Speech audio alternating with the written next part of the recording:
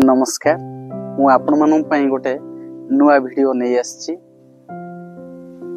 साधारणतः आमे साहित्य पढुछंती। साहित्य पढ़िले कौन हेबो, आमर कौन लाभ हेबो, समस्त मन रे प्रश्न अछि। प्रकृत रे साहित्य को नहीं बहुत चर्चा बहुत विमर्श होईछि। साहित्य मनुष्य जीवन को एमिति एक पर्याय को नहीं जाए जोठी ताकू अनिर्वचनीय आनंद लाभ हुए।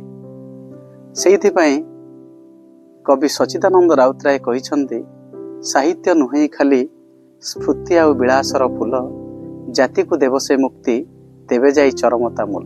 प्रकृत रे ए साहित्य ही समाजर मुक्तिर बाट देखाए। ए साहित्य ही मनुष्य को मानविकता सिखाए। ए साहित्य सर्वोपरि मनुष्यर सबु किछि। जो माने साहित्य को नहीं आगु को बढ़ुछंती, साहित्य को नहीं पढ़ुछंती एवं साहित्य पाई निज जीवन को उत्सर्ग करिछंती, सेई माननकु आज मोर शत शत प्रणाम।